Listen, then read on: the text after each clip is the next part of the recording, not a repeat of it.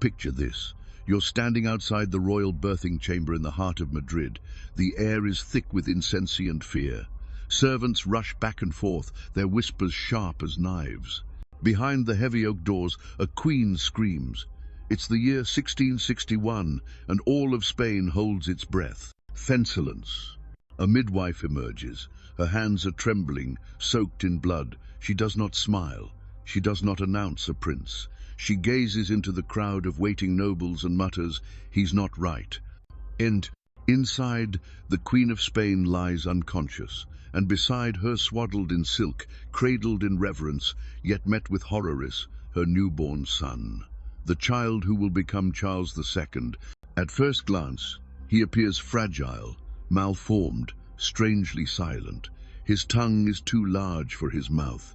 His jaw juts out unnaturally. His body is limp. He cannot nurse. He cannot cry. And yet the nurses bow.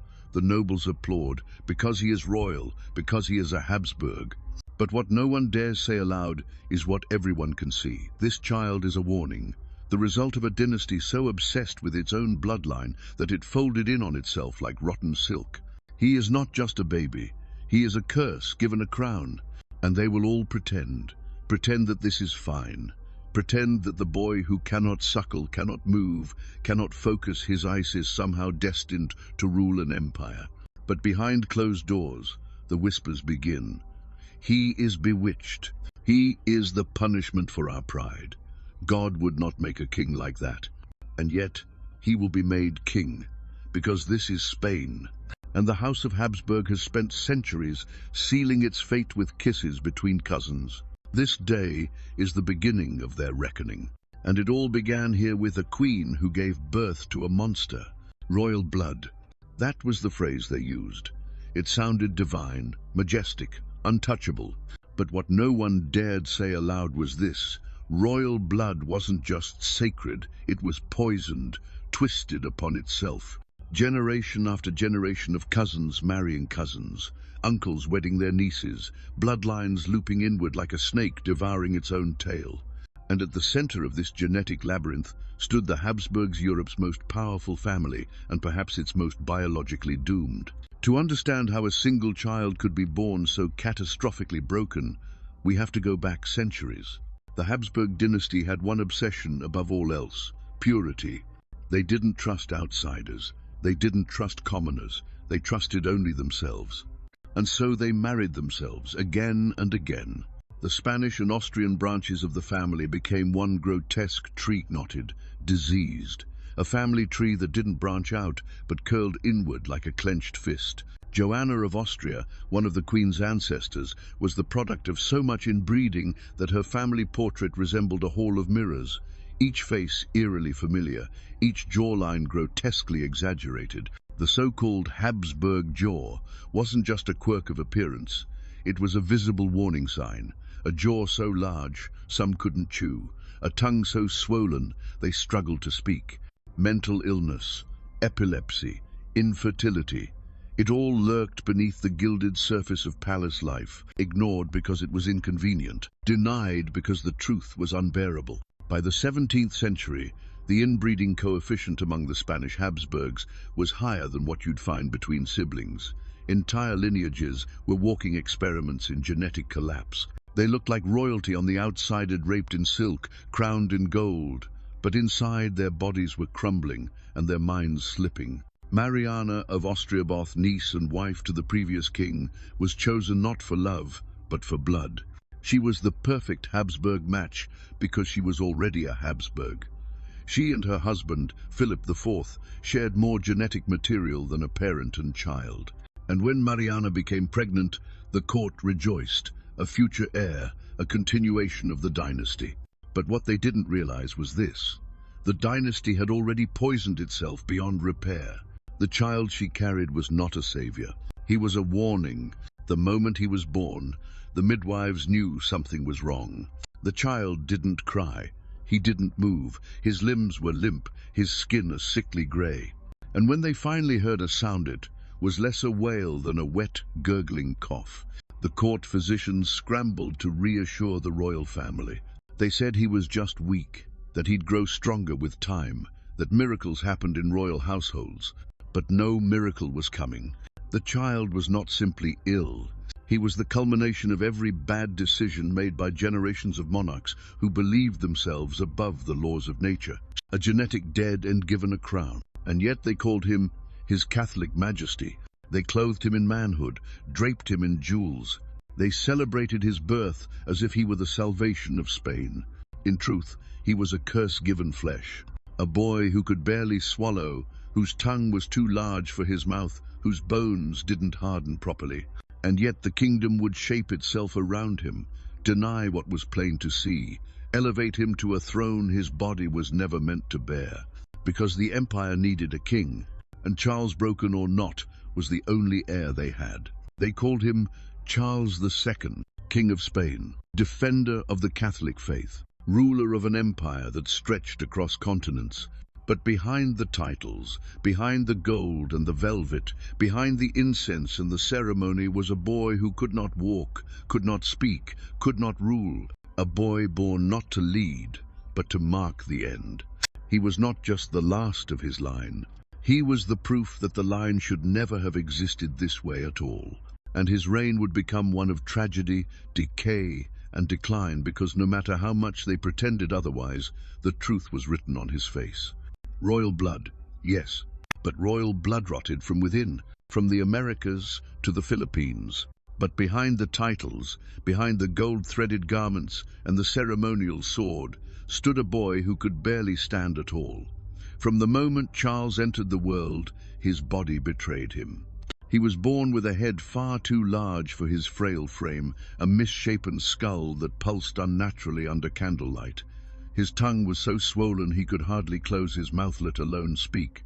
As an infant, he couldn't nurse. As a child, he couldn't chew.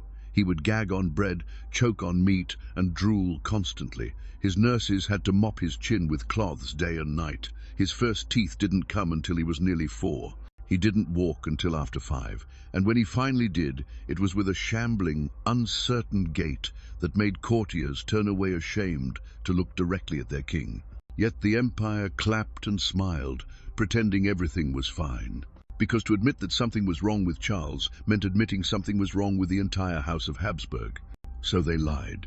They dressed up failure in brocade. They called his silences contemplative, not symptomatic. They said his delays were signs of divine mystery, not brain damage.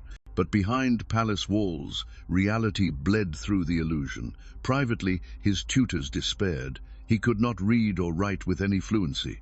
He was described as mentally slow, incapable of sustained concentration, disturbed by loud noises and bright lights. He would stare for hours at flickering candles or trace the embroidery on his robes as if they were maps to another world. When spoken to, he rarely responded. When corrected, he would pout like a toddler. There were times he became inexplicably violent, slapping servants, tearing at his own clothing, chewing on the corners of furniture.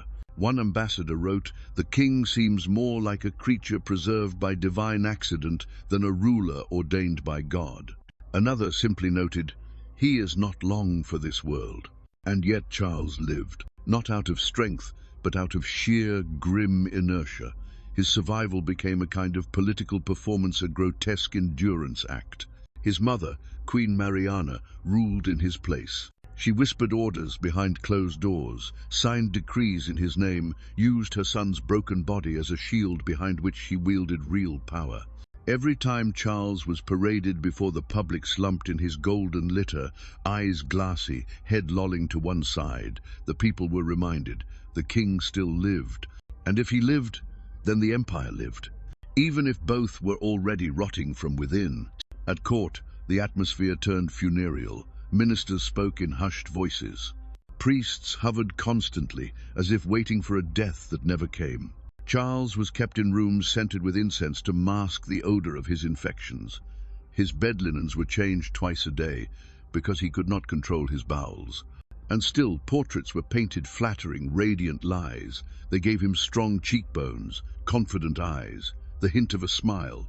They erased the slack jaw, the sunken gaze, the twitching lips that revealed the truth. The king was crumbling, but he had to be presented. He had to be believed in. because there was no one else. The dynasty had bet everything on this one fragile boy. They needed him to survive, to marry, to produce an heir. Even as his bones softened and his mind unraveled, the court continued to whisper plans for his future. The king will marry a French princess, they said. Then he will sire sons. The line will continue. But deep down they all knew Charles wasn't going to save the dynasty. He was its punishment.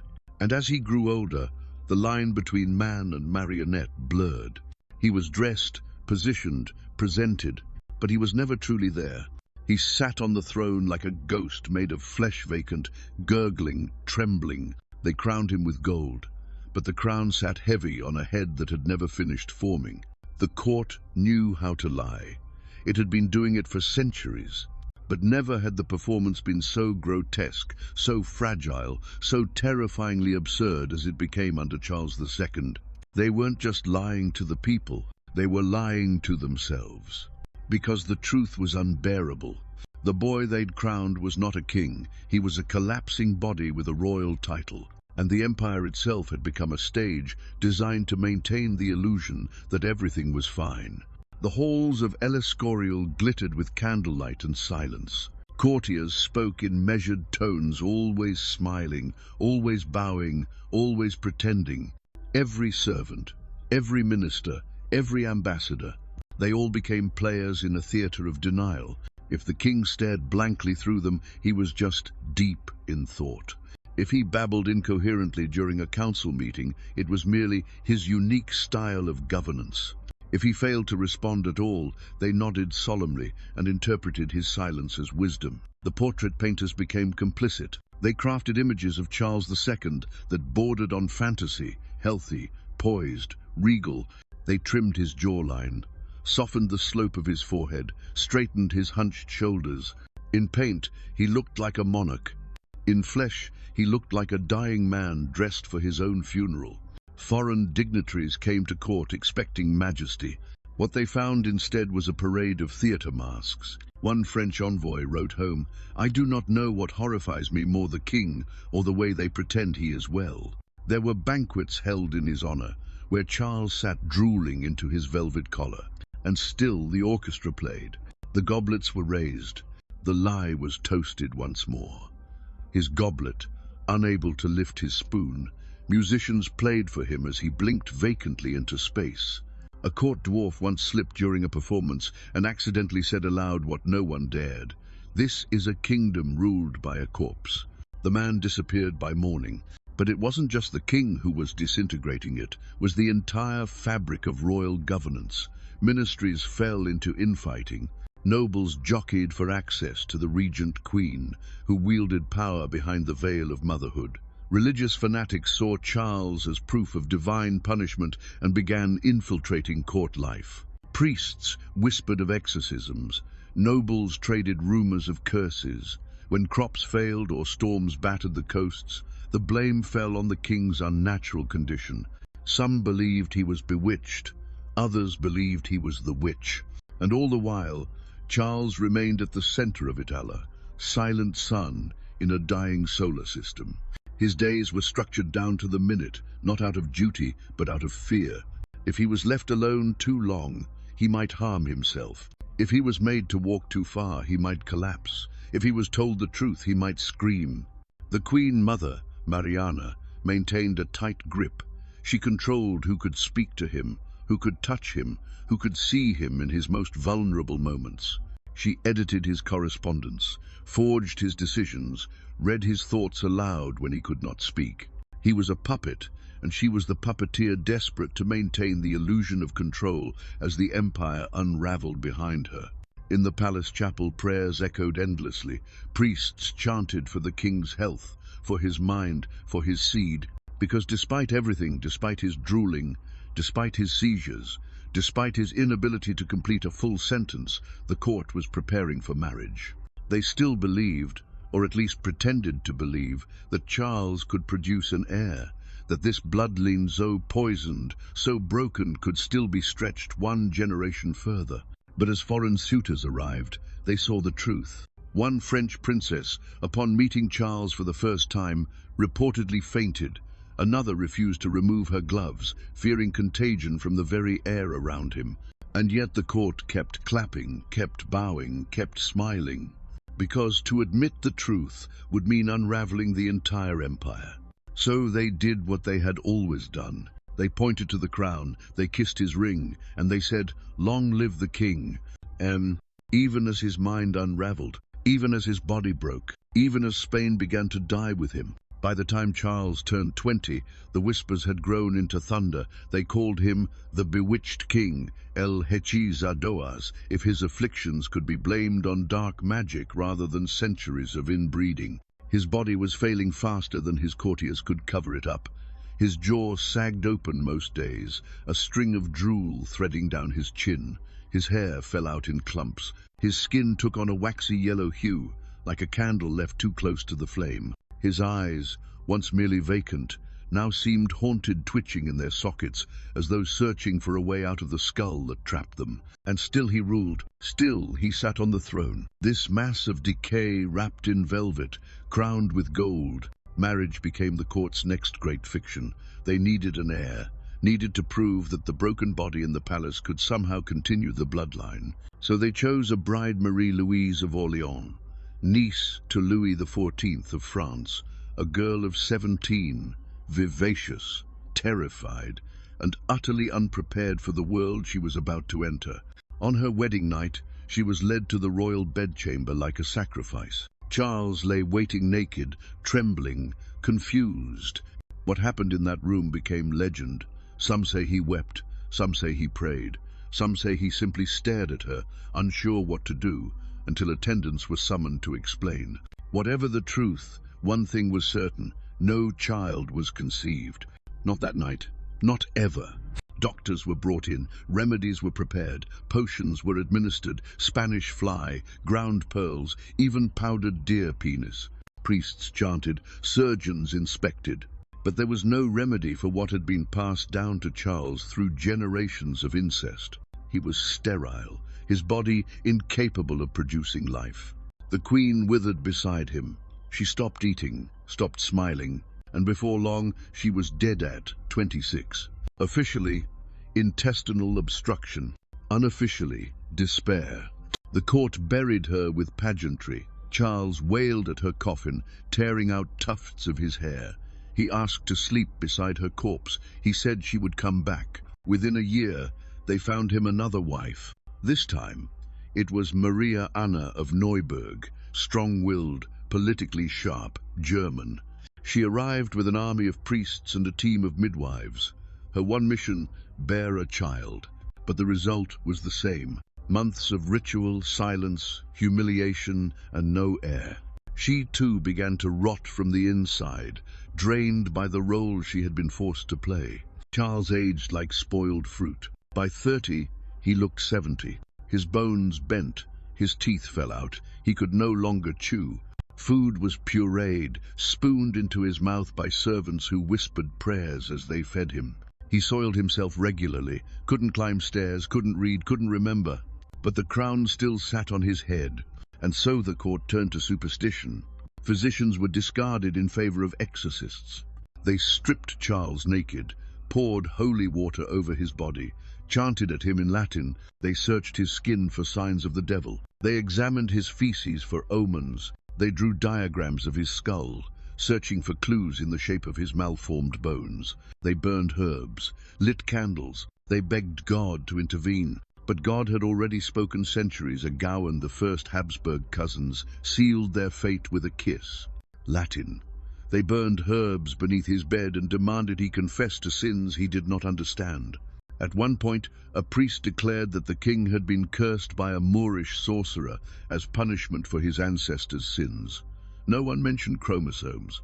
No one dared whisper the truth, that this was the natural endpoint of a family that had refused to mix blood with outsiders for over 200 years. Charles was not bewitched. He was the Habsburg legacy incarnateer, living warning in silk robes, and yet he remained on the throne in the palace at the center of a dying empire. His every breath was treated like a miracle. His every twitch interpreted as divine, because if Charles died, Spain would collapse. There was no plan B, no successor, no son. So they embalmed his failure in ritual. They held him up like a relic, a sacred corpse that still breathed. They shielded him from mirrors, hid his reflection, spoke to him in gentle tones, told him he was chosen, anointed, beloved. And Charles, vacant and withering, believed it, or at least pretended to. Because when lies are all you've known, the truth feels like the real horror. By the time Charles turned 30, it was clear he was dying, but no one knew how long it would take. His body had been rotting in slow motion since the day he was born. Yet it clung to life with the same desperate inertia that held the Spanish Empire together, decaying, but not yet dead. The court, meanwhile, had turned into a battlefield of whispers. Everyone wanted to know the same thing. Who would inherit the throne when Charles finally stopped breathing? Because there were no children, no heirs. His marriage to Marie-Louise had produced nothing but sorrow. And after her sudden death, possibly from cancer, possibly from poison, depending on whom you believed, Charles had been forced to remarry. His new queen, Maria Anna of Neuburg, was chosen for one reason only. Her family was famous for producing many sons. But even that miracle bloodline could not resurrect what had already been doomed. Charles remained childless. His seed was as lifeless as the empire he ruled. They turned again to priests, to relics, to exorcists. The Queen even demanded Charles undergo a spiritual investigation to determine whether he had been cursed. They brought in monks and mystics who examined his body, his bedclothes and the ashes of his late wife. One report claimed his condition had been caused by sorcery, fed by poisoned chocolate. Another insisted Satan himself was roosting in the royal bedchamber, and Charles believed it. Of course he did. He had lived his whole life in a dreamer, carefully stage-managed illusion of kingship. Now, as his organs failed and his mind dissolved into fog, he clung to superstition like a drowning man clings to driftwood.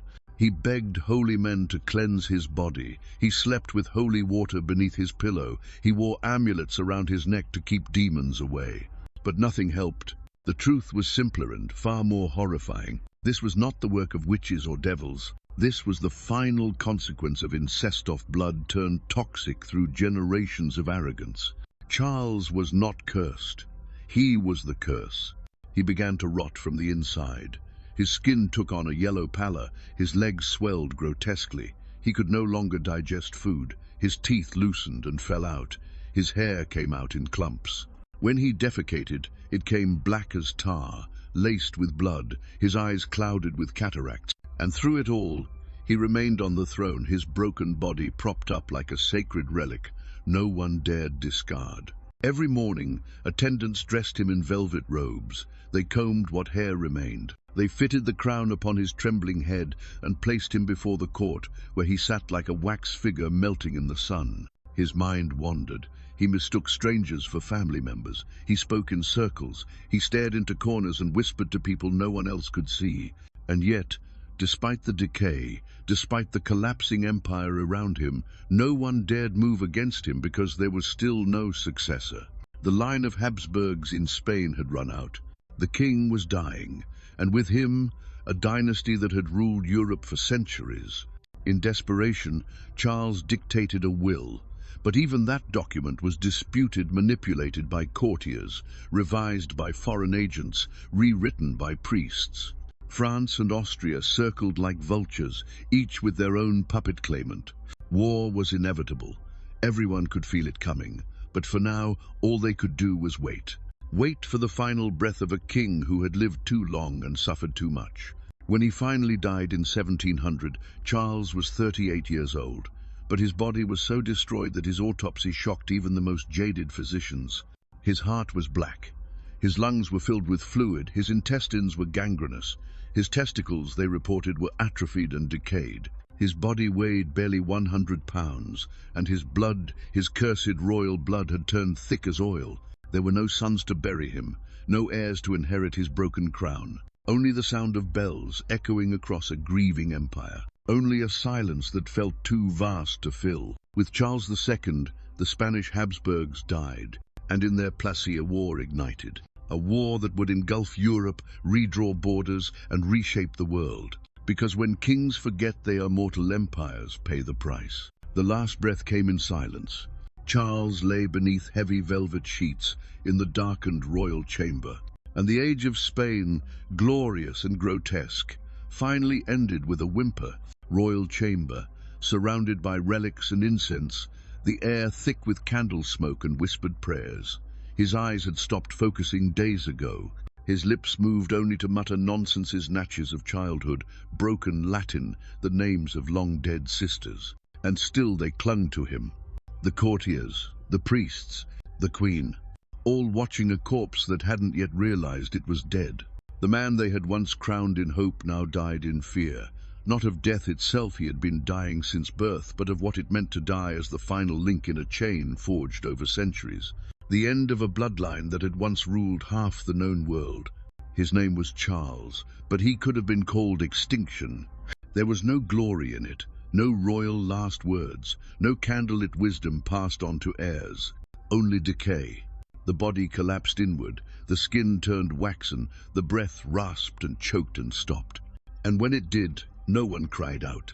They simply bowed their heads, as if they had rehearsed this moment for years, because they had. The death was not just of a king, but of a symbol of empire, of divine right, of the idea that power could be passed like a family heirloom untouched by consequence. But Charles II had proven the lie of that illusion. He had been the mirror held up to monarchy, a reflection too grotesque to deny, and in his death the lie crumbled. The bells of Madrid rang for hours. Across Spain, mourning was ordered by royal decree, but the people had little left to give. Famine had already stolen their strength. Taxes had stolen their futures. The death of the king was not a tragedy. It was a long-awaited exhale, an end to the waiting, an end to the illusion that things could go on as they were. Across Europe, embassies erupted. The French and Austrian dynasties, both with blood claims to the throne, mobilized armies before the body was even cold. Within weeks, Spain was no longer a sovereign empire. It was a chessboard, and Charles, just a pawn long fallen, finally swept from the table. The War of the Spanish Succession would last over a decade. It would kill hundreds of thousands, draw in every major European power, and leave the empire shattered. The Americas would rebel. The treasury would empty. The world would move on. But somewhere beneath the marble floors of El Escorial, in a tomb more elaborate than a man like Charles ever deserved, his bones still lie. Blackened, crumbling, sealed in gold.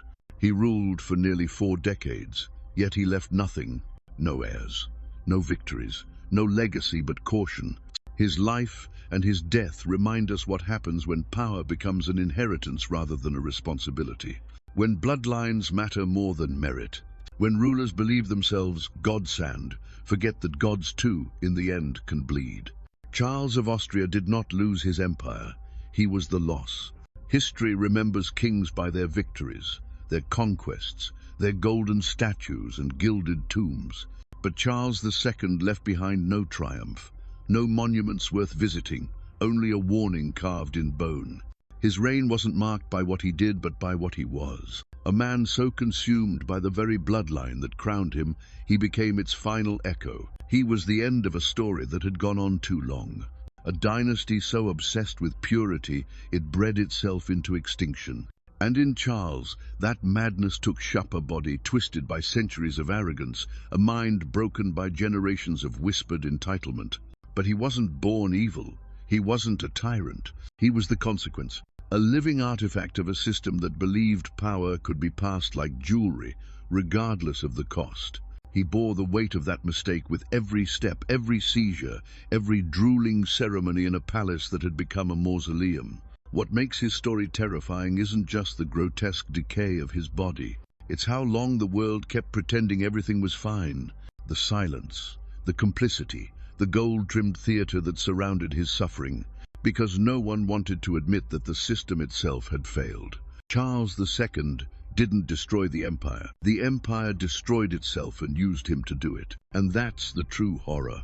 Not madness, not disease, but a machine that kept running long after it should have stopped, fueled by superstition, vanity and blood, until the last king of Spain's greatest dynasty sat drooling on a throne, while the world collapsed around him and no one dared speak the truth. This wasn't just the death of a monarch. It was what happens when power devours itself.